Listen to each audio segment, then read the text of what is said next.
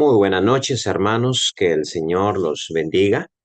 Estamos una vez más en uno de estos programas que hacemos en vivo para contestar a diferentes preguntas, también para tocar algunos temas importantes que, bueno, se van dando, ¿no? Soy Selvi Monterroso, pertenezco a las Iglesias de Cristo y durante estos tiempos, porque vamos a estar viéndonos cada martes a esta misma hora, vamos a estar tocando el tema de la disciplina. Al mismo tiempo, la disciplina en la iglesia. Al mismo tiempo, quiero también estar contestando algunas preguntas que ustedes hagan. Si me es posible contestarlas, ya sabemos que no hay una persona que sepa todo. Dios me ha permitido tener cierta preparación académica, gracias a Dios.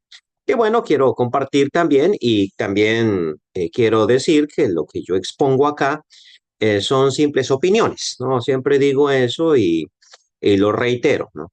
El Nuevo Testamento es la verdad, es la palabra de Dios dada a nosotros. A mí me ha gustado estudiar mucho el Nuevo Testamento y he tenido la oportunidad, gracias a Dios, por eso. Y bueno, creo haber conseguido cierto nivel de sabiduría en algunas cosas o en algunos temas. Hay temas que no manejo, hay temas que no domino, obviamente nadie puede hacer eso.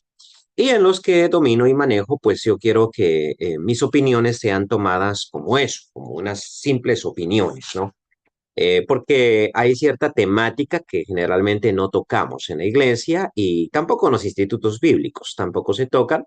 Y bueno, empezamos entonces con esto. Eh, una vez más, estamos en Facebook. Ya había intentado hacerlo en YouTube, pero en YouTube no se puede interactuar tan bonito. En Facebook se interactúa mucho mejor. Y bueno, hace un poquito de frío, así es de que no quise ir a donde tengo generalmente mi lugar para hacer estos en vivos, sino que quise hacerlo aquí desde donde vivo. Entonces, vamos a tocar el tema de la disciplina, ¿sí? Ah, por cierto, comparta el en vivo, compártanlo en sus redes sociales para que pueda llegar a más personas. También más adelante voy a dejar este en vivo en mi canal de YouTube. Lo estoy pasando por Facebook. Facebook borra estos. Y bueno, lo voy a editar, obviamente, porque cuando conteste a X o Y pregunta, eso va a quedar en videos aparte, pero todo esto va a estar allá en YouTube sin edición, sin cortes, sí, pero sí podríamos decir que el video lo voy a partir en dos, ¿no? Porque vamos a hablar del tema de la disciplina, ¿sí? Y no lo vamos a abordar completamente hoy, vamos a dejar cierta parte para después, porque es bastante profundo. Bien, ¿qué es esto de la disciplina?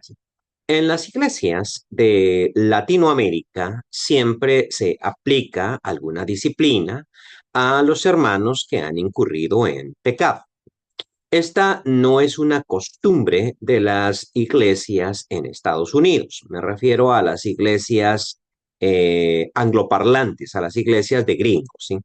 Ellos, en término general, desconocen completamente este tema, no lo hacen, no sé por qué.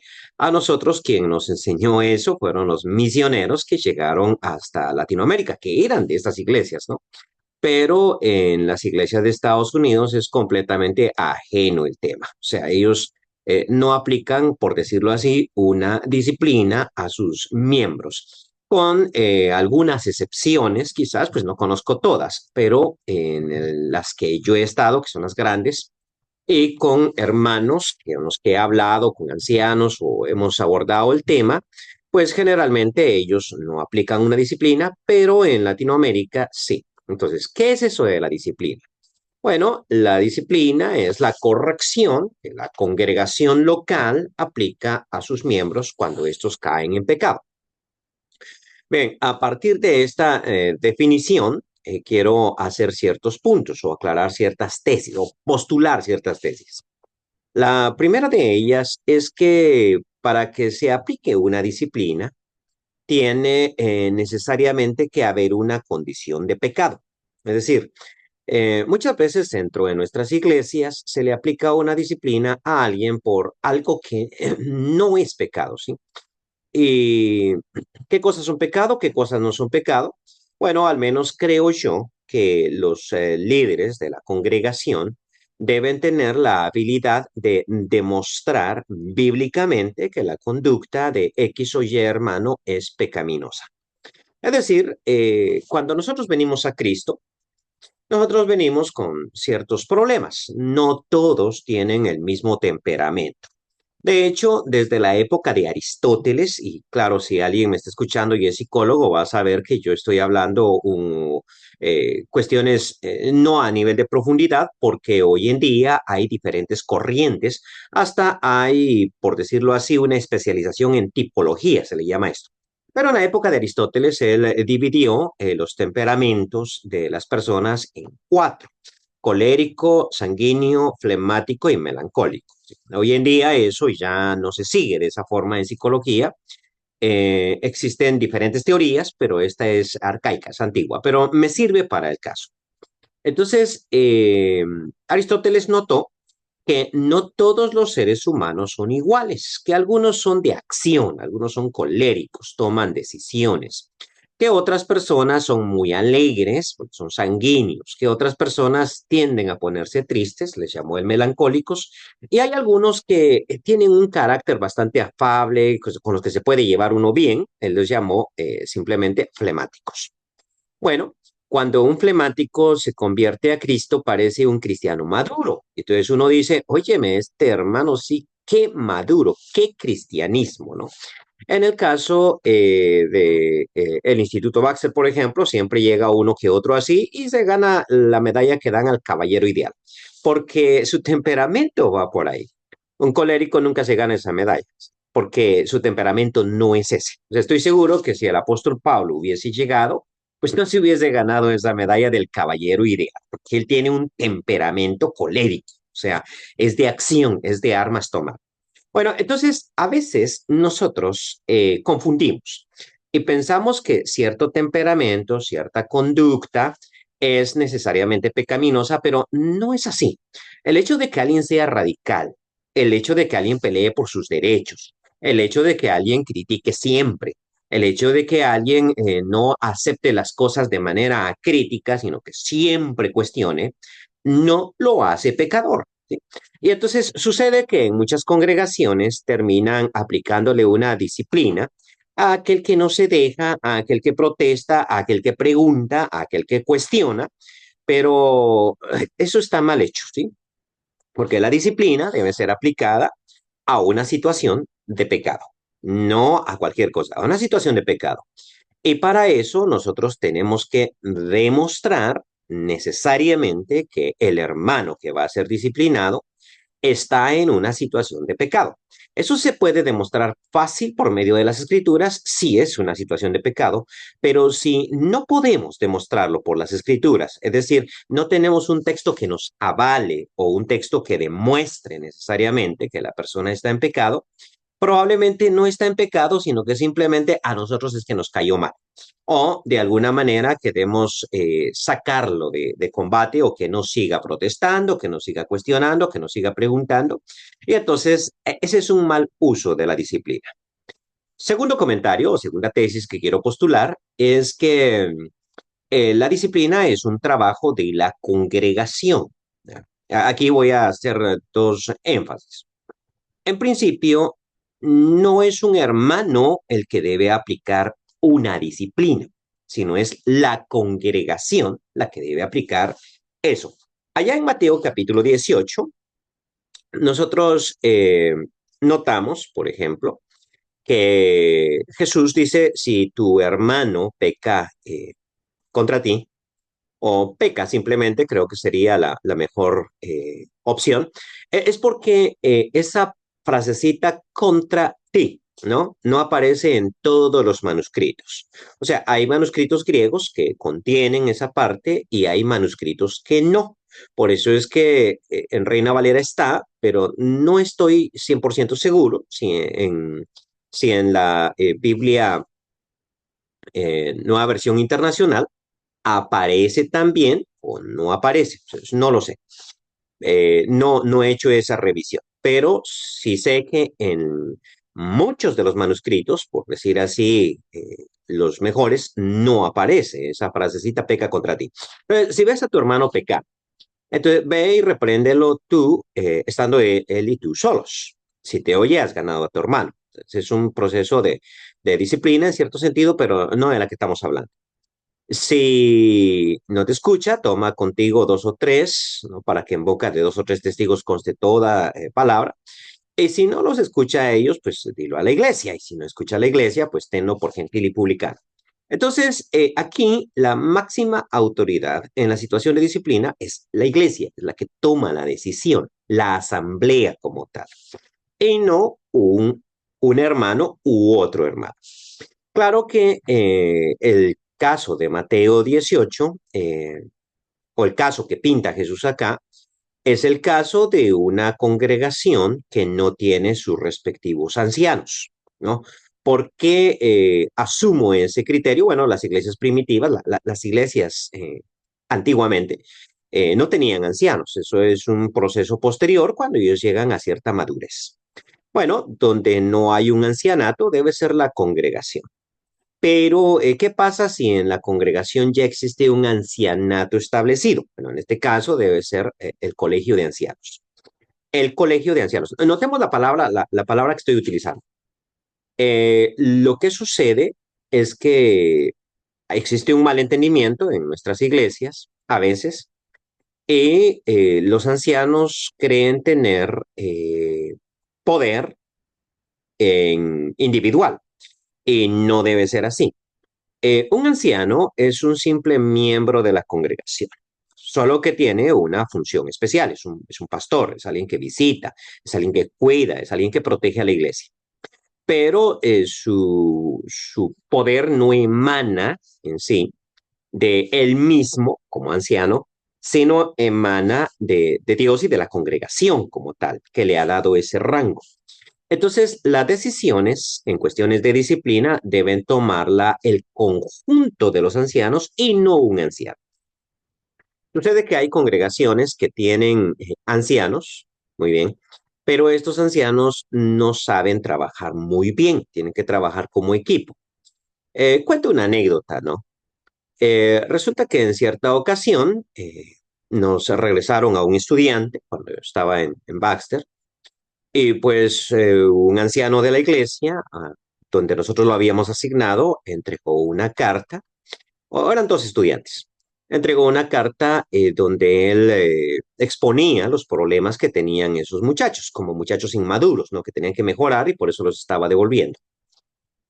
Esa congregación tenía varios ancianos, así es de que durante esa semana, mientras mirábamos el asunto, nos llegó una nota de otro anciano de la misma congregación diciendo todo lo contrario. O sea, estos son los mejores muchachos, ellos sí trabajan, lo que pasa es que el hermano fulanito pues no lo sabe. Y a mí me llamó la atención, no corregí el asunto, no hice nada, no volví a escribir, pero lo uso solo como anécdota. Me llama la atención que ellos eran ancianos y puede que hayan tenido todos los requisitos. No soy quien para juzgar eso. Todos los requisitos que primera Timoteo y Tito dicen que un anciano debe tener, pero no sabían trabajar como ancianos porque cada quien estaba bajo su propio criterio. Entonces, los ancianos de la iglesia no deben trabajar en solitario, deben trabajar en conjunto. Y para eso tienen que tener ellos reuniones constantes, ¿no? Para orar, para estar juntos, para comentar los problemas de la iglesia y para tomar decisiones. Entonces, un caso de disciplina en la iglesia debe ser manejado por la asamblea o cuando hay ancianos, por los ancianos, pero no por un anciano en específico, sino por el conjunto, por el colegio. Y debe haber todo un proceso. Ya vamos a tocar eso más adelante. La tercera cosa que quiero comentar, y ahora la segunda, inciso B, es que la disciplina es un trabajo de la congregación local. ¿Sí? Los criterios, lo que estoy afirmando, pues obviamente no se encuentra en un pasaje específico de la Biblia. Si ustedes acaban de ver, solo he citado Mateo capítulo 18 y no he citado otro pasaje, ¿no? Pero estoy basándome en el conocimiento del Nuevo Testamento. ¿Qué sucede? Que las iglesias históricas, como la Iglesia Católica, Este asuntito de la disciplina lo tiene arreglado desde siglos. O sea, ellos saben qué hacer. Porque la Iglesia Católica, pues, absorbió, históricamente hablando, el derecho romano. Entonces, el Imperio Romano cayó, la Iglesia surgió justo cuando viene la caída del Imperio, y entonces la Iglesia toma todas las instituciones que pertenecían al Imperio. Y eso, palabras más, palabras menos, hace que la iglesia sea como un imperio, ¿sí? Y entonces tiene todo un derecho, el derecho romano, que más adelante se funde con el derecho germánico, porque los germanos, en cierto sentido, invadieron el territorio romano, ¿no? Nosotros sabemos eso, los francos, y más adelante los sajones, ¿no? Entonces, o lo que después se vino a llamar en historia de la iglesia el Sacro Imperio Romano, que tenía que ver con los germánicos. Entonces, de hecho, la ropa que utilizan los cardenales, los obispos católicos romanos, viene de los germanos, no viene de los romanos. Son los ortodoxos griegos los que utilizan las ropas antiguas de los sacerdotes romanos. Bueno, un pequeño dato histórico. Entonces, la Iglesia Católica ya tiene solucionado eso, tiene todo un derecho canónico, ¿sí? Y hasta se puede sacar un doctorado en derecho canónico, claro, si uno es sacerdote y le interesan esas cosas. Las iglesias protestantes históricas, como la luterana, la calvinista, eso también lo tienen solucionado porque en cierto sentido ellos copian del catolicismo, de donde emanan ellas. Las otras iglesias, como la mormona o los adventistas o los testigos de Jehová, tienen solucionado eso porque ellos lo crearon. O sea, por ejemplo, la iglesia adventista del séptimo día tiene todo un sistema de disciplina que ellos crearon. O sea, eso lo crearon como uno crea las leyes en una constitución. De hecho, ellos hasta tienen presidente en sentido universal y tienen elecciones y tienen todo eso, ¿no? Entonces lo hice. En las iglesias de Cristo nosotros tenemos un problema. Por una parte, nosotros, problema y bendición, ¿sí? O sea, perdón por la utilización del término problema, ¿ya? Porque en las iglesias sí tenemos un problema, pero es un problema, problema bendición. Y es que nosotros nos ajustamos al Nuevo Testamento y nada más que al Nuevo Testamento, o por lo menos pretendemos hacerlo, ¿sí? Entonces, en situación de disciplina, nosotros no podemos hacer lo de los católicos y tomar el derecho norteamericano, por ejemplo, y crear la disciplina en la iglesia, no podemos hacer eso. Y no podemos nosotros crearlo de la nada, así como hacen los adventistas, sino que tenemos que someternos a lo que el Nuevo Testamento dice o el Nuevo Testamento diga. Entonces, aquí viene un problema, ¿sí? ¿Por qué? Porque por una parte, el Nuevo Testamento no tiene un manual de disciplina, o sea, eso no existe, no existe el capítulo, la sección que hable de eso, sino lo que existen son varios pasajes que tocan ciertos aspectos, que es lo que vamos a hacer en nuestras clases posteriores. Hay varios pasajes, ¿no? Ok, que tocan ciertos aspectos de disciplina, eso es un problema. Entonces tenemos nosotros que hacer la síntesis, que es lo que estoy haciendo y lo que voy a hacer acá. Eh, el segundo problema, bueno, es el primero, ¿no? Que nos sujetamos al Nuevo Testamento. Entonces, el segundo es lo contrario, no podemos nosotros agregar absolutamente nada y no tenemos entonces ese sistema completamente claro. Eso hace que en nuestras comunidades a veces nosotros cometamos errores, errores de interpretación o pueden ser errores porque estamos metiendo algo que no está en el Nuevo Testamento. Es una bendición, sí, claro que sí. Es una bendición porque sujetarnos al Nuevo Testamento nos da una autoridad tremenda. Y no estar inventando cosas, pues las cuestiones de hombres se inventan, pero errar es humano, ¿sí? Errar es humano. Entonces, es mejor sujetarse al Nuevo Testamento. Ahora, aquí voy a defender entonces una doctrina que se llama la doctrina de la autonomía, que cuando nosotros vamos al Nuevo Testamento, notamos que las congregaciones del Nuevo Testamento son autónomas. Es decir, no hay una organización más allá de la iglesia local. O sea, la iglesia local es la última palabra. Entonces, no hay, decirlo así, un arzobispado o una unión de congregaciones. Eso no existe. Eso existe en el catolicismo, eso existe en los adventistas, eso existe en los luteranos, eso existe en los presbiterianos, pero no en las iglesias del Señor y también otras iglesias a las cuales se les llama congregacionalistas, porque es la congregación la máxima autoridad. Los bautistas son congregacionalistas, también son autónomas las iglesias bautistas. Va a poner un ejemplo, ¿no? Entonces, ¿cuál es la idea? La idea es que no hay un poder más allá de la iglesia local. Entonces, la iglesia local tiene que solucionar sus propios problemas. Lo mismo que una familia tiene que solucionar sus propios problemas y no tiene por qué venir otra familia a solucionar los problemas que yo tengo. O sea, a mis hijos los educo yo, o los educa mi esposa, o los educamos entre ambos, pero no tiene nadie el derecho de venir y usurpar la autoridad mía y tratar de educar a mis hijos. Entonces, en vista de eso, una congregación no puede interferir en los asuntos de otra congregación. Es decir, una congregación no puede disciplinar a los miembros que no le pertenecen. ¿Ya? La disciplina es el método de corrección que utiliza la congregación local para solucionar los problemas de pecado de sus miembros, no de los miembros de otra iglesia. Y entonces aquí se han cometido varios errores que yo he visto y simplemente los señalo sin mencionar nombres. Por ejemplo, he visto el error de disciplinar a miembros que no pertenecen a la congregación. Esto sucedió en Colombia, ¿no? En donde X hermano me dice, sí, es que a ese hermano está disciplinado por nosotros. Oye, pero no pertenece a tu congregación, ni siquiera ha asistido nunca ahí. O sea, no es cuestión de que antes sí estaba allí, luego se fue, no, nunca fue parte. Eh, Me dice, sí, pero nosotros lo disciplinamos. No, no, eso es violentar la autonomía. ¿Sí? Si usted mira una situación pecaminosa, usted puede tratar el asunto con él, como amigos, como hermanos en Cristo, porque pertenecemos a una iglesia universal. Si no te escucha, pues tienes que ponerlo en manos de sus pastores, de sus ancianos de la congregación local para que ellos lidien con el asunto. Puede que a ti te parezca pecado porque perteneces a otra cultura, pero en realidad no lo sé. Incluso el caso más absurdo que escuché fue el de una congregación excomulgada por una persona. Resulta que en determinado momento me invitan a mí a predicar, ¿no? A una congregación.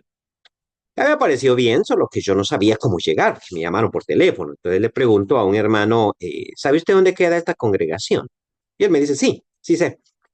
Es que me invitaron a predicar y yo pues quiero ir, ¿no?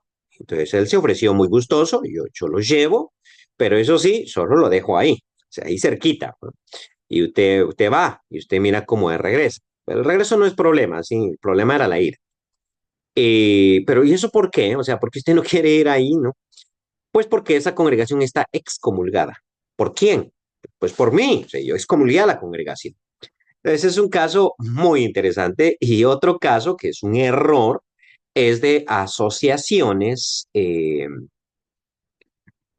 intercongregacionales que andan excomulgando o cortándole la comunión o que sé yo, entregando cartas a predicadores que pertenecen a otros grupos. O sea, mejor dicho, son de otras congregaciones.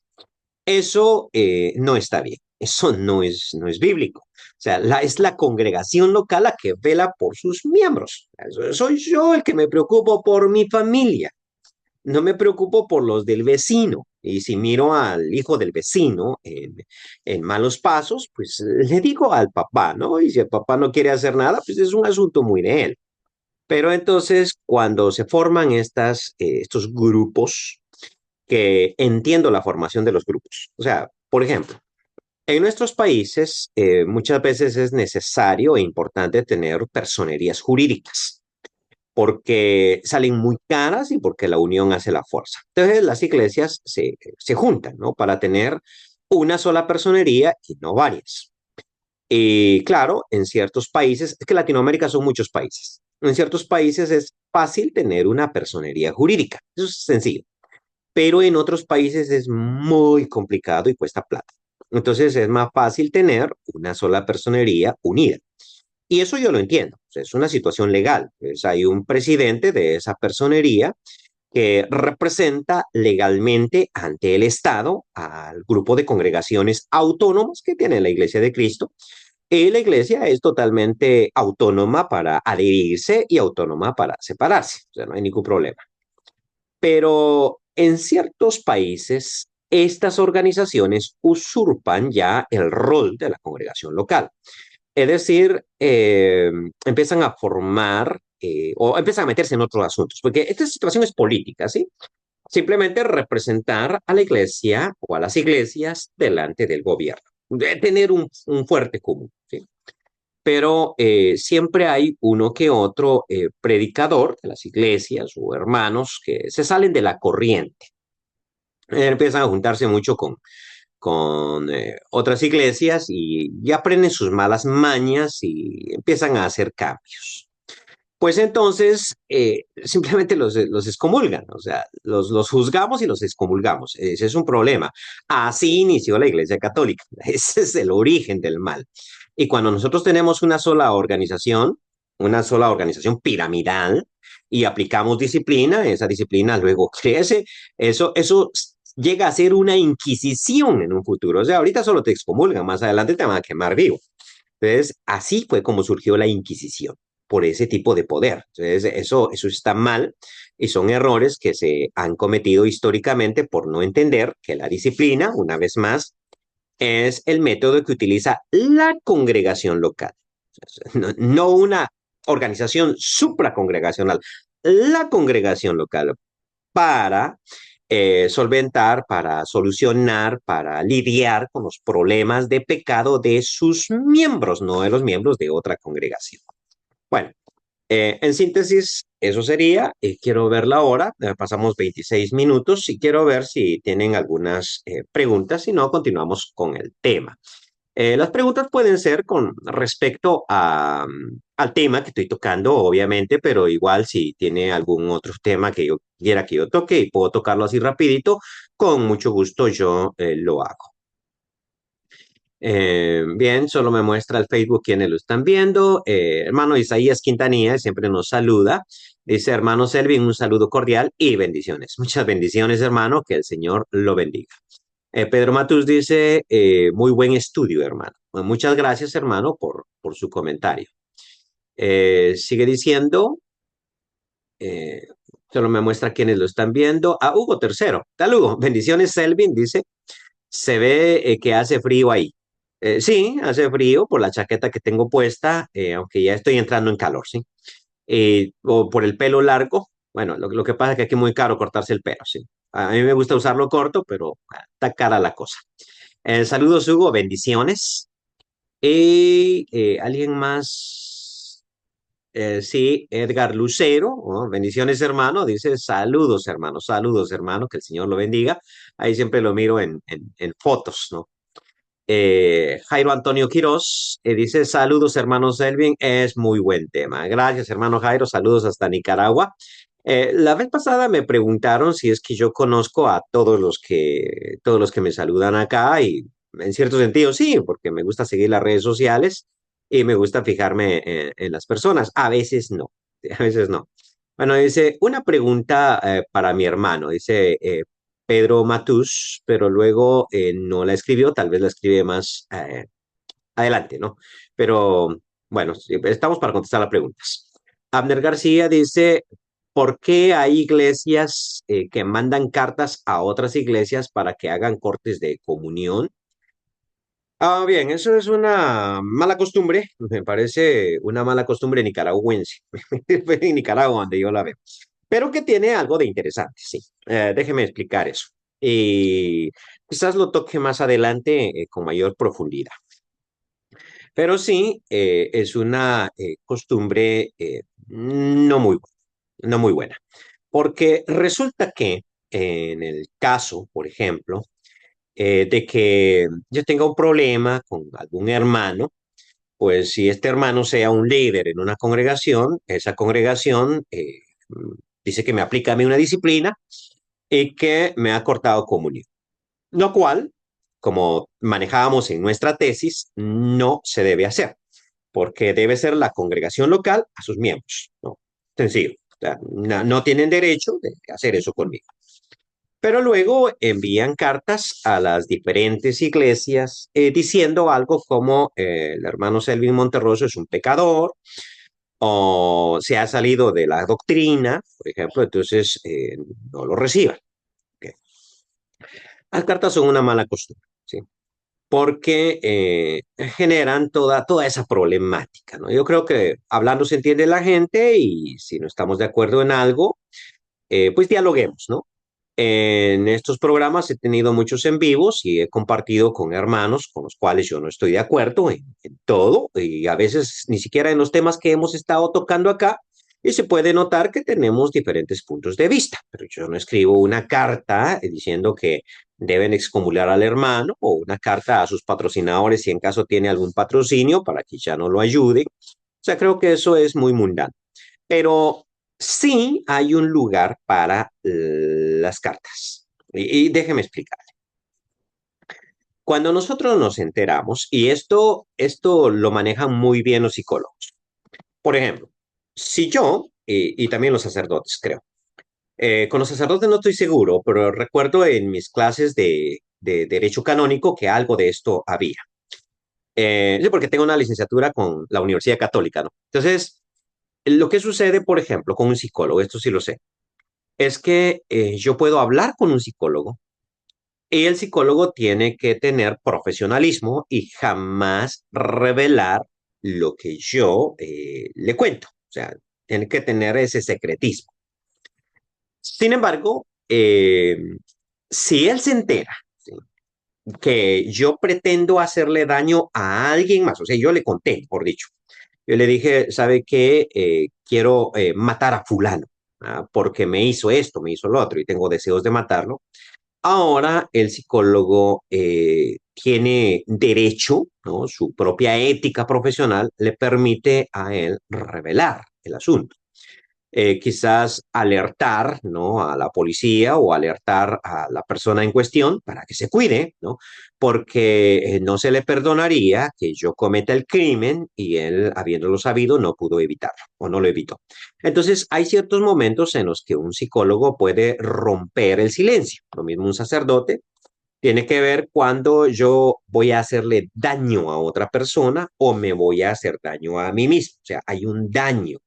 Ahora, pongamos el caso. Pongamos el caso. Supongamos nosotros que tenemos en nuestra congregación a un pedófilo. Es una cuestión real. O sea, las personas vienen a nuestras iglesias con sus problemas, nosotros no lo sabemos muchas veces, pero sabiéndolo sería bueno. Entonces, digamos que nosotros sabemos que en nuestra congregación hay un pedófilo y nosotros estamos lidiando con eso. Pedófilo quiere decir que ama a los niños, que siente atracción sexual por los niños, o un violador, por ejemplo. Y luego esta persona se va de nuestra jurisdicción, de nuestra congregación, hacia otro lugar, hacia otra congregación, huye, por decirlo así. Creo que en ese caso específico, es nuestro deber alertar a la congregación a la cual él llega de la situación del hermano, porque de otra manera nosotros estaríamos incurriendo en una falta, pudiendo evitar un crimen y no haciéndolo. Entonces, creo que en ese caso es totalmente comprensible y válido hacer una nota o de alguna manera alertar a quien toque alertar. Que precisamente ese es el problema de la Iglesia Católica. Déjenme explicar de cómo ha manejado esto muy mal, teniendo todo un derecho canónico. O sea, esto es increíble porque han habido sacerdotes que son pedófilos y abusan de los niños, eso ya lo sabemos. Bien, ese no es el problema, ¿sí? Ese no es el problema porque así como ha habido sacerdotes, ha habido pastores y ha habido en la iglesia de Cristo, pues yo podría contar uno que otro caso, que no lo voy a hacer, ¿sí? Pero, o sea, en todos lados se cuecen habas, en todas partes se cuecen habas, siempre hay ese tipo de problemas. Sin embargo, el problema de la Iglesia Católica no es que existan sacerdotes con esas prácticas, sino la forma en que se han manejado esos problemas. Es decir, han acusado, por ejemplo, al sacerdote en una parroquia de haber abusado sexualmente de un jovencito o de varios. Lo que ha hecho históricamente, lo que han hecho los obispos e incluso varias personas de alta, como el mismo Papa Benedicto XVI, también salió inmiscuido en esos asuntos de mal manejo, es simplemente agarrar al sacerdote y cambiarlo de parroquia, sin alertar a las otras personas sobre la situación. Entonces, este sacerdote abusa aquí, abusa allá y abusa por todos lados. Ese es el problema, ¿sí? Que pudiendo haber evitado la situación, y cómo se pudo haber evitado, bueno, entregando la situación a las autoridades civiles, que ellos procesen eso. Bueno, destituyendo al sacerdote, o sea, mientras se averigua, no sé, quizá pudieran ellos mantenerlo económicamente. No estoy diciendo quiten el empleo, no, o quiten el sustento, pero mientras se sabe si es culpable o no, pero por lo menos que quede en alerta la comunidad, ¿no? Que quede en alerta, porque por causa de eso se han cometido muchos problemas. Entonces, cuando nosotros nos enteramos de algo así, es nuestra responsabilidad. Bueno, han caído muchos más mensajes, déjeme ver, no quiero saltármelos, entonces vuelvo al anterior. Eh, Ok, entonces, hermano Abner García, esa es la razón por la cual las cartas podrían ser, ¿no? Pero las otras situaciones creo yo que son simplemente carnalidad y tratar de hacerle la vida de cuadritos a uno. Incluso sobre mi persona surgió una circular hace un tiempo, ¿no? Una circular, o sea, ni siquiera estaba firmada. Dice hermano Douglas Calderón, hola hermano, saludos. Hermano, ¿podría usted darnos un tema acerca del por qué la Iglesia de Cristo no se usa instrumentos? Gracias y Dios le bendiga. Con mucho gusto podría hacer eso más adelante, sí, más adelante. Porque eso sí es un temazo, sí es un tema más complicado. Históricamente hablando, pues aquí no me voy a meter a la Biblia tanto como a la historia. Pedro Matus dice, ¿puedo tener comunión con una iglesia que no practica la sana doctrina de Cristo? Yo le diría no, pero el problema es la definición de la sana doctrina. Ya. ¿Qué es la sana doctrina? Bueno, aquello que en la Biblia está estipulado como tal. ¿Ya? O sea, tenemos la doctrina del bautismo, tenemos la doctrina de la cena del Señor, tenemos ciertas doctrinas que son fundamentales en el cristianismo. Ok. Pero el problema que hay, que yo miro en las diferentes congregaciones, es que sana doctrina para muchos predicadores es lo que yo opino. O sea, yo opino tal cosa y eso es sana doctrina. O sea, yo soy el garante de la sana doctrina. E incluso escuché a una persona decir, uno de estos que le gusta mucho salir así, o le gustaba, pues ya no lo he visto últimamente, pero le gustaba mucho salir en redes sociales, dijo, ¿quieren saber ustedes quién anda bien, doctrinalmente hablando? Note usted quién tiene comunión conmigo. Entonces, ¿qué significa? Que yo soy la fuente de autoridad. O sea, tengo la revelación de Dios y todo aquel que tenga comunión conmigo o compagine con mis ideas, ese está bien doctrinalmente hablando. Yo no creo eso, ¿sí? Yo no creo eso. No lo creo sobre mi persona. O sea, yo tengo muchas creencias, muy bien, durante estos. Bueno, yo empecé a estudiar la Biblia más o menos a los 18. En serio, sí, en serio. Porque antes de eso sí la leía, pero era la otra cosa. Pero de los 18 años para los 48, 49 que ya tengo, estamos hablando de 30 años estudiando la Biblia. He cambiado de criterios muchas veces. O sea, hay momentos en los que yo creo X cosa y luego me doy cuenta que estoy equivocado. Entonces, he cambiado. Estoy seguro de que si el Señor me permite a mí llegar a los 70 años, seguiré cambiando de opinión en ciertas cuestiones. Ok, entonces mi criterio no puede ser la sana doctrina, porque hasta yo mismo tendría que excomulgarme, ¿sí? Entonces, no puede ser mi criterio. Hay cuestiones que en la Biblia sí están claras, y yo creo que eso debería de ser fundamental para la comunión con otras congregaciones. O sea, realmente estamos en la doctrina de Cristo, pero debo tener cuidado de que mi criterio no interfiera. Sí, o sea, no sea mi criterio el garante de la sana doctrina. No, De hecho, yo puedo tener comunión con quienes no compagino al 100% y hay muchas personas con las que yo no compagino, ¿no? Eh, bueno, ¿qué le vamos a hacer? Así es la vida, ¿sí? O sea, no todos pensamos igual, pero podemos dialogar, ¿no? Y no podemos dialogar si no estamos en comunión. O sea, tenemos que tener comunión para poder dialogar como amigos, como hermanos que somos, y quien quita me van convenciendo o voy convenciendo. Dice Quique Steven a Janel, buen tema, hermano Selvin Monterroso. Gracias, hermano. Noé Artero, bendiciones, hermano Noé. Eh, Pensé verlo en El Salvador recientemente, pero se nos escapó. Estaba en otra actividad, ¿no? Dice, hermano Selvin, saludos. No me conecté desde el principio. ¿Podría reforzar la parte bíblica sobre la autonomía de las iglesias y reforzar por qué el Concilio de Jerusalén, ya que esto es utilizado para reforzar la idea de la iglesia madre? Bendiciones para usted y su familia. Bueno, bien. Se conectó tarde, puede revisar el video, pero igual yo no di una base bíblica para la autonomía. O sea, perdón, no la di. Y no la di porque no existe. A ver lo que acabo de decir. No existe, por decirlo así, una base escritural para defender la autonomía. ¿Por qué razón? Por la misma razón, hablando del instrumento musical, no existe un pasaje en el Nuevo Testamento que prohíba el instrumento musical. ¿Y por qué no existe?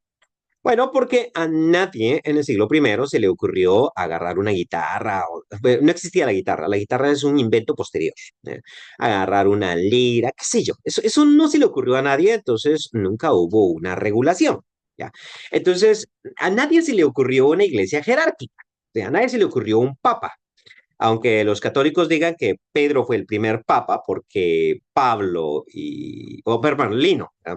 Lino fue el primer papa porque Pedro, el superapóstol, ¿no? Y Pablo le impusieron las manos, eso históricamente es incorrecto. Mejor dicho, es imposible, ¿sí? El papado es el producto de un proceso histórico. Al primero que le podemos llamar papa como tal se llama León I. Ese es el primero, ¿sí? Al que ya podríamos nosotros notar como tal. Entonces es un proceso histórico. Entonces la iglesia piramidal no surge. ¿Ya? Entonces no hay un pasaje del Nuevo Testamento que lo prohíba o que afirme la autonomía. La doctrina de la autonomía es una simple deducción bíblica. Es decir, es lo que nosotros observamos, ¿no? En la Biblia. O sea, hay cierta situación de autonomía, incluso el apóstol Pablo, con todo y ser apóstol, le dice a los romanos y les pide perdón por escribirles con cierto atrevimiento, dice él, porque a mí no me gusta cosechar donde no he sembrado. Entonces yo no los evangelicé a ustedes desde el principio y con cierto atrevimiento yo les escribo como a una iglesia hermana, no como apóstol con autoridad, porque él, aunque era apóstol, a los efesios, a los corintios, a quienes les habla con esa autoridad, a los romanos no, porque él no los estableció. Entonces, notemos que el apóstol maneja cierto concepto de autonomía. Esta iglesia de Roma es autónoma, puede tomar sus decisiones y entonces él le ruega, no le pide ofrenda como si lo hace con los corintios y con los, por decirlo así, los de Macedonia, ¿no? Bueno, entonces volviendo al punto, no es una doctrina muy firme, pero es una doctrina bíblica y por eso es que existen varias iglesias que son congregacionalistas. Ahora, ¿qué pasó en el concilio en Jerusalén? Ahora, si no, nosotros notamos, el concilio en Jerusalén no es una imposición. O sea, no son los ancianos y apóstoles en Jerusalén que hacen un concilio para dictaminar qué es lo que la Iglesia Universal debe creer. Eso no sucedió así, sino que ciertos hermanos vinieron hacia la iglesia en Antioquía que venían de Jerusalén, enseñando que era necesario que ellos se circuncidaran y guardaran la ley. Como Pablo y Bernabé tuvieron una discusión no pequeña, dice Lucas, con ellos, porque obviamente estaban en contra, la iglesia dispuso que se preguntara a los apóstoles en Jerusalén qué hacer. Ok, ¿qué hacer? Notemos eso. Entonces, notemos en mi ejemplo. Yo dije que como padre de familia yo soy autónomo y yo velo por la educación de mis hijos. Y no puedo permitir que alguien se intrometa en tal cosa y que alguien corrija a mi hijo. A mí me toca, ¿no? O a mi esposa, ¿cómo se llama este? En su defecto. O sea, nos toca a nosotros. Nosotros decidimos. ¿Ok? Sin embargo, hay momentos en los que a mí se me puede escapar de las manos porque no sé qué hacer, ¿no? Porque mi hijo tiene un carácter terrible porque se me está saliendo de las manos en su época de adolescencia. Y ahora yo puedo pedir consejos, ¿sí? O sea, podría yo decir a ustedes que son padres y ya experimentados, a usted mismo, hermano Noé Artero, que tiene dos hijos, ¿no? Y como yo los he visto, son muy, muy, muy cristianos y éxito y felicitaciones, ¿no? Y entonces yo digo, ay, el hermano mira cómo ha creado esos dos niños. Pues yo quiero preguntarle, ¿no? Y qué tal que allí aparece otro hermano con la misma experiencia. Entonces le pregunto a ustedes, ¿qué puedo hacer? ¿Cómo soluciono este problema? Eso no violenta mi autonomía porque de mí surgió preguntar. Ok, y esto es lo que sucede acá.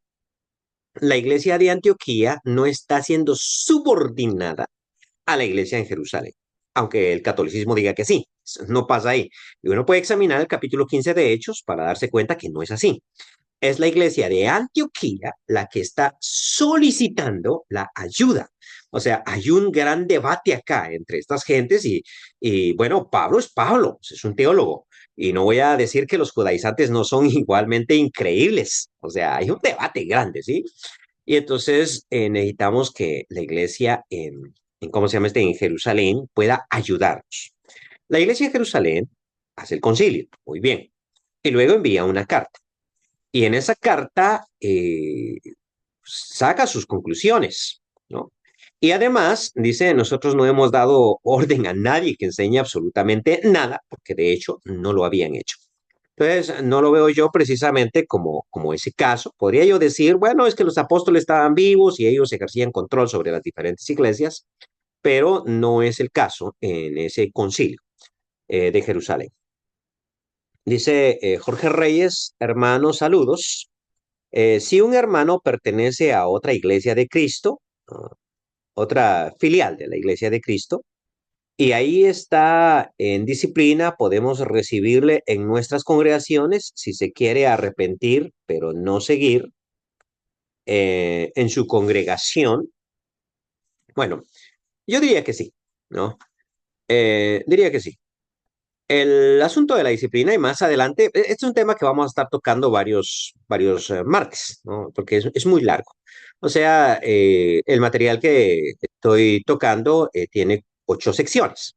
Y ahorita solo tocamos la primera, la definición de qué es la disciplina. Entonces, más adelante hablaríamos un poquito de esto, ¿no? Pero en término general, la disciplina significa que la persona no tiene privilegios, no puede predicar. ¿Eh? No puede predicar, no puedes predicar, punto. No te damos ese privilegio. Bien, si quiere congregarse con nosotros, está bien. Pues, tampoco lo ponemos a predicar porque eso es un derecho que se gana. Eso es cuando te conozcamos, cuando veamos. Así es de que allá estaría en disciplina, pues y aquí pareciera exactamente lo mismo, ¿sí? Y luego, si nosotros nos enteramos de que tiene un proceso, es bueno platicar con él. ¿Qué pasó con ese proceso? Y si quiere seguir su proceso acá. Eh, Sin ningún problema, él puede congregarse acá. Pero no es bueno, ahora sí, no es bueno recibirlo. O sea, sí se puede, porque la iglesia no puede cerrar sus puertas a nadie. O sea, la iglesia no debería de cerrar sus puertas a nadie, pero no es sabio hacerlo. No es sabio recibirlo así de manera crítica. ¿Por qué razón? Bueno, a veces sucede, ¿sí?, que los hermanos tienen problemas personales. Es decir, dos hermanos enemistas, o sea, se pelean. Y en vez de solucionar el problema como personas, hablando se entiende la gente, como hermanos poniéndose de acuerdo, como amigos en una taza de café y yo estoy bien contigo, En vez de solucionar el problema, huimos. Y nosotros no podemos ser el lugar a donde huyen las personas para no solucionar sus problemas. Entonces, mi consejo sería este. Hermano, ¿usted tiene problemas con ellos? Sí. No, pues usted es bienvenido acá. Usted puede congregarse acá, claro que sí. Pero primero solucione su problema. O sea, soluciónelo. Y usted es bienvenido, soluciónelo. Porque no puede venirse enemistado con esa congregación. Entonces, venga y ahí luego nos ponemos de acuerdo, ¿sí? Eh, la segunda razón es que hay personas descontentas siempre. Yo entiendo que una persona se mude de congregación porque esta me queda más cerca. O sea, para no viajar una hora, y aquí viajo 15 minutos, pues me cambio. Porque esta congregación tiene algo que no tienen las otras. Por ejemplo, sucede mucho cuando la persona tiene hijos, ¿no? Que los hijos quieren una clase bíblica de jóvenes o de niños, y entonces las familias dicen, yo prefiero mudarme a otra congregación y aunque me queda más lejos, voy porque mis hijos están atendidos. En cambio, en esta no. Entonces, las iglesias pequeñitas siempre son pequeñitas y las grandes tienden a crecer mucho, ¿no? Trayendo gente. Y yo no veo problema con eso. Pero también entre nuestra hermandad hay personas que nunca están contentos con nada. Y entonces van de congregación en congregación. Cuidado porque nosotros no ayudamos a su madurez. Tenemos que decirle, hermano, usted no puede saltar de tanta congregación en congregación. O sea, estabilícese en una sola, ¿sí? Porque escapa de los problemas. Entonces, pero no veo yo en las escrituras por qué no. Eh, Carolina Matamoros dice, bendiciones, hermano Sepi. Qué tal, Carol? Hace siglos no sabía de usted. No, tampoco tan siglos, pero hace tiempo, bendiciones, hermana. Que el Señor la bendiga a usted y a su familia. Hugo Rivera dice, oh, hermano Selin, buenas noches. Causa felicidad conocer una iglesia que ha logrado establecer ancianos y diáconos, pero cuando los vemos en práctica parece que no estaban preparados para desempeñar esa función como se debe y su funcionalidad dura muy poco tiempo. Considero que la intención es buena, pero en el fondo la intención llevaba a otros fines. ¿Qué aconseja usted para que esto pueda suceder de una manera correcta? Bueno, muy buena pregunta, mi hermano Hugo, muy buena pregunta. Y fíjese que esto yo también lo he visto. O sea, la iglesia marcha bien, la iglesia prospera, ¿no? Eh, de pronto se establecen ancianos. Y luego los ancianos manejan muy malas cosas, ¿no? Y termina desintegrándose la situación y quedamos en una situación peor que antes, ¿no? Entonces, ¿qué sucede acá? Bueno, sucede que los ancianos podían tener los requisitos, pero no tenían la habilidad. Y el problema aquí no es de ellos. Déjeme aclarar. O sea, el problema no es de ellos. El problema es de el evangelista o los evangelistas que no supieron hacer muy bien su trabajo. A veces nosotros con el afán de que hay ancianos en la iglesia, apenas vemos que medio cumplen ciertos requisitos, pues ya los ponemos. Y ese es un problema, ¿sí? Va a ser un problema a futuro. Las cosas que no se hacen bien hechas van a causar mucho problema a futuro. Entonces, hay que hacer las cosas bien. ¿A qué me refiero con eso? Bueno, ser anciano es ser pastor y ser maestro. Lo resumo así. Un anciano es un pastor. Un anciano es un maestro. Un anciano es un supervisor, un superintendente. De hecho, son los términos que se utilizan.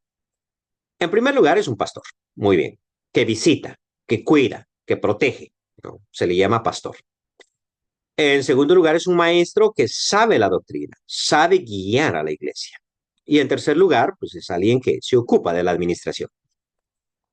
En una congregación que tiene 12 ancianos o 10 ancianos, pues no todos deberían de ocuparse de todo. Puede existir un anciano que sea administrador, nada más, y otros que sean pastores, pero la función principal es la del pastoreo. O sea, deben ser pastores y maestros. Pero yo he visto ancianos que no manejan muy bien la doctrina bíblica. Entonces, no deberían, sí, no deberían. Los establecieron muy rápido porque tienen hijos cristianos, pero no se fijaron que no son estudiosos de las escrituras, no cuidan, no, o sea, no estudian, no analizan. Es un problema. De hecho, conocí a un anciano que era famoso porque ponía a leer libros y su criterio variaba de domingo a domingo, dependiendo de qué libro había leído durante la semana. No puede ser anciano porque es influctuante.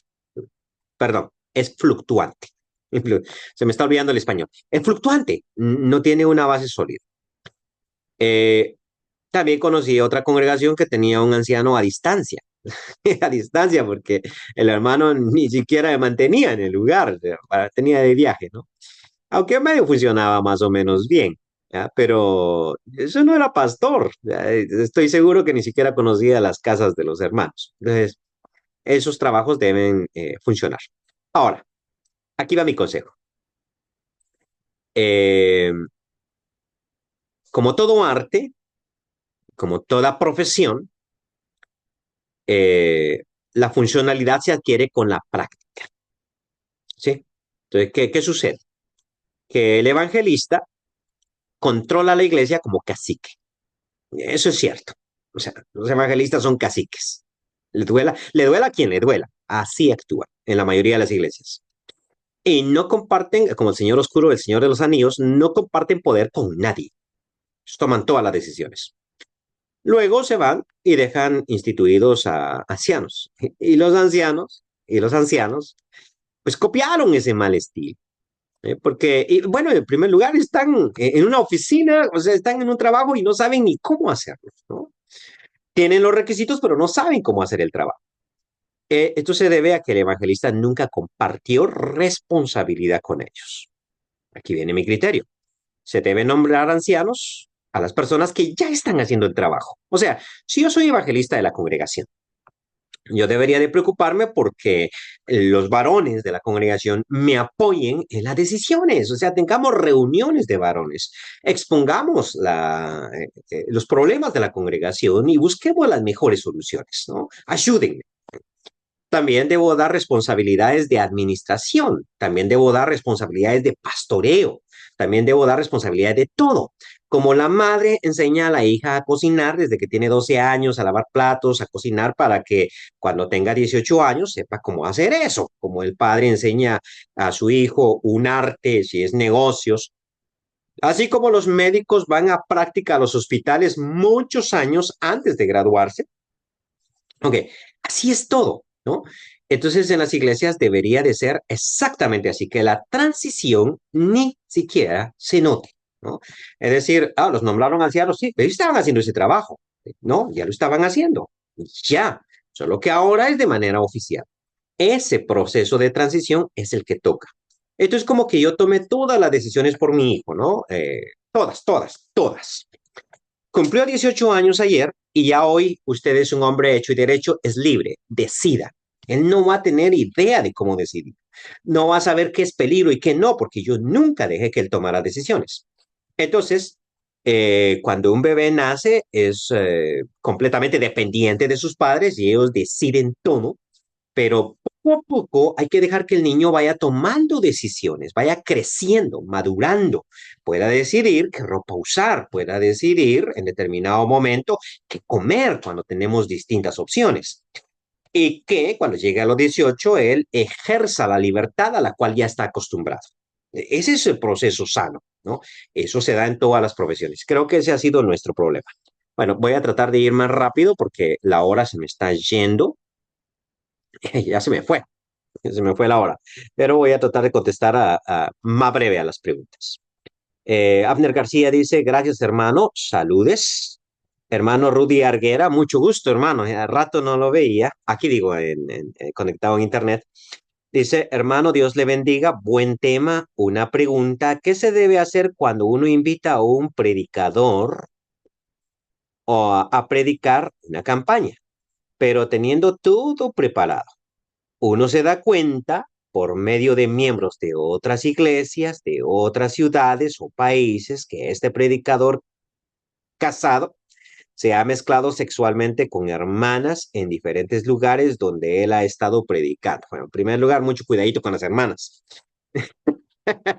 En primer lugar, mucho cuidadito con las hermanas por el que viene. Depende. Mire, si yo creo que todos tienen su pasado. Bueno, quisiera ver acá, ¿no? El caso. Eh, Cada caso es distinto, ¿no? Pero cuando esto pertenece a un pasado remoto, quizá el hermano está arrepentido de ese tipo de vida, pasa un proceso de disciplina, ahora es una nueva persona. Recuerde, siempre es bueno dar el beneficio de la duda, el arrepentimiento y bueno, esto pasa. A veces nosotros ligamos a la persona con su pasado de esa forma tan radical que quizás la situación de pecado en la que él cayó sucedió hace 40 años y nosotros todavía lo estamos recordando. Entonces, cuidado con el tiempo, ¿no? Cuidado con el tiempo.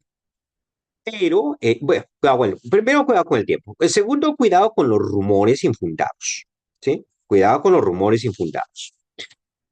Muchas veces he visto acusaciones.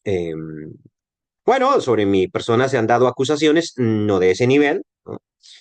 Espero, ¿no? Pero sí ciertas acusaciones que, si yo doy testimonio, eso no es cierto. Entonces, a veces es necesario notar de dónde viene, cuál es la fuente de esa acusación y notar si realmente es verdad.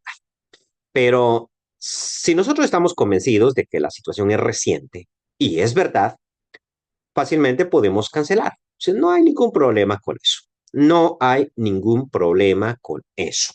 ¿Sí? Eh, y creo yo que si el hermano es espiritual, debe entenderlo perfectamente. ¿Sí? Creo que no es un secreto para la mayoría de los hermanos que me miran y tal vez para uno que otro hoy lo va a hacer, pero yo experimenté un proceso de divorcio, ¿no? Pasé por eso, ¿no? Y no quiero exponer en redes sociales la situación, solo quiero utilizar el ejemplo. Cuando yo estaba en medio de esa situación, o reciente, yo tenía muchas invitaciones ese año, como siempre tengo, pero en aquella época tal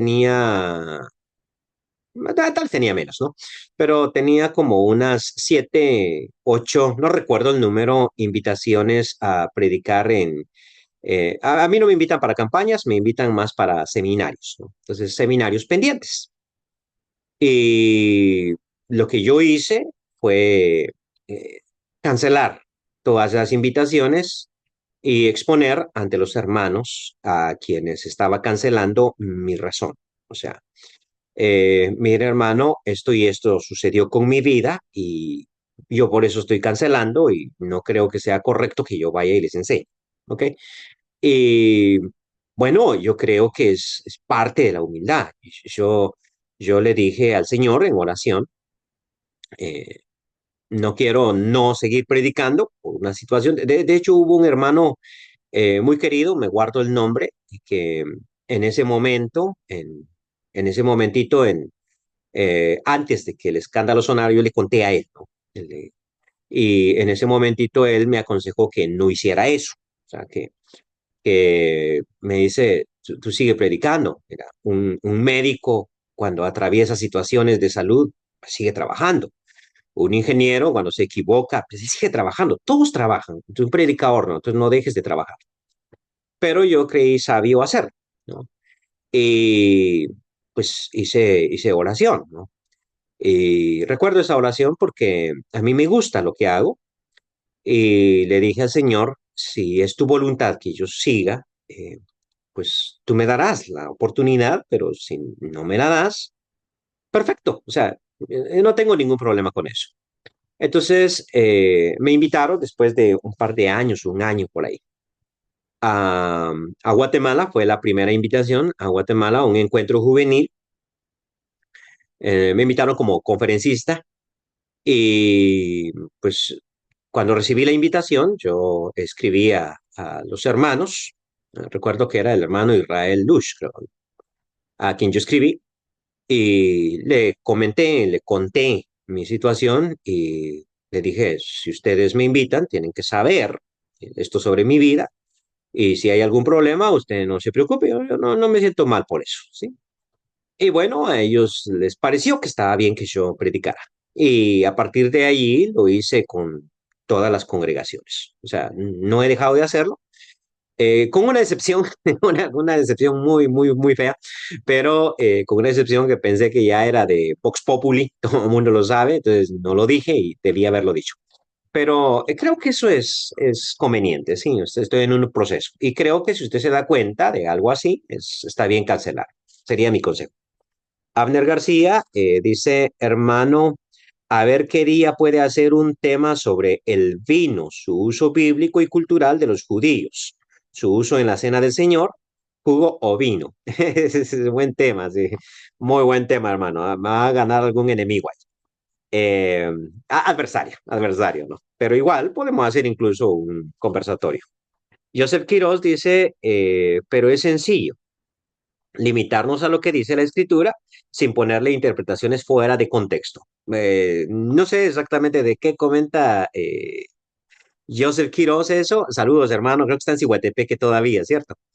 No sé de qué lo comenta, pero de lo que sea, el consejo es apropiado. O sea, sí, quedémonos con lo que la Biblia dice y no hacer interpretaciones fuera de contexto. Perfecto.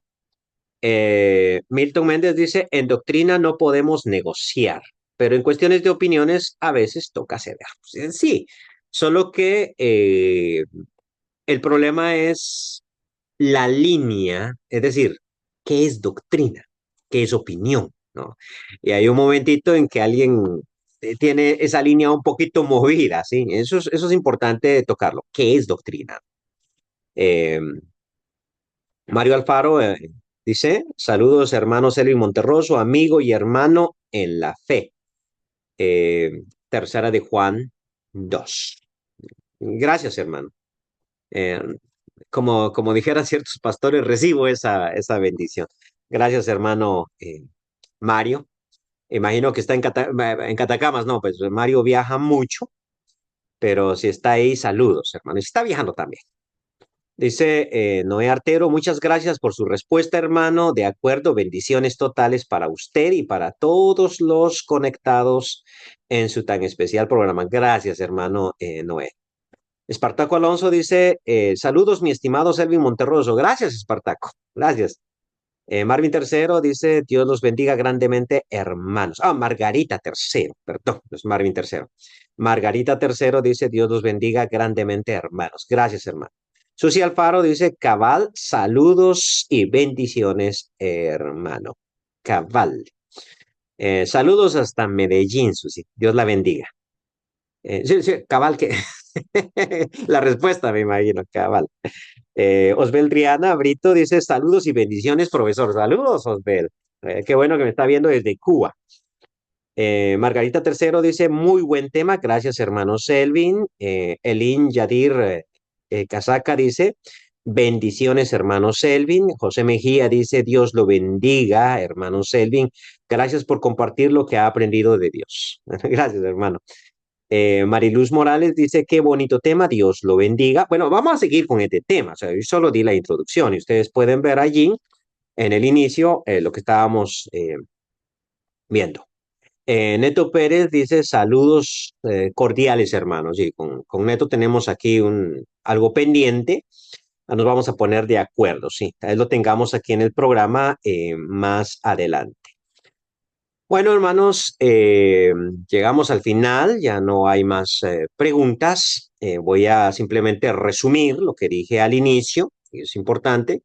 Estamos hablando de la disciplina en la iglesia y vamos a hablar durante varias veces. Eh, la disciplina de la iglesia es el proceso que la congregación local, no una estructura sobre las iglesias, no, la congregación local utiliza para corregir, modificar, lidiar con los problemas de pecado, no de gustos, no de que, es que ese no se corta el pelo como yo me lo corto, ¿no? Situaciones de pecado de sus miembros, no de los miembros de otra congregación. Es la congregación o el grupo de ancianos en la congregación la que lidia con los problemas de pecado de sus miembros, no de otros miembros. Bueno, en resumen, eso fue lo que estuvimos diciendo en la primera hora, con palabras más, palabras menos. Checha Canil dice, bendiciones hermanos Selvin, y Marvin García dice, excelente tema. Muy bien, esto ha sido todo por hoy. Que el Señor los bendiga. Nos vemos el próximo martes a esta misma hora. La hora cambió porque me ha cambiado la hora aquí donde estoy, pero vamos a vernos la siguiente semana aquí donde estoy, que es la costa este de Estados Unidos. Ahorita son las 10 de la noche, 10 y algo. No veo sin lentes. 10:10. Entonces empezamos a las 9 en este horario. En el centro de Estados Unidos sería una hora antes, es decir, a las 8. Centroamérica sería una hora antes. México no estoy seguro. Sé que Suramérica, Colombia, Ecuador es la misma hora de acá, de 9 a 10. Bien. Que el Señor los bendiga.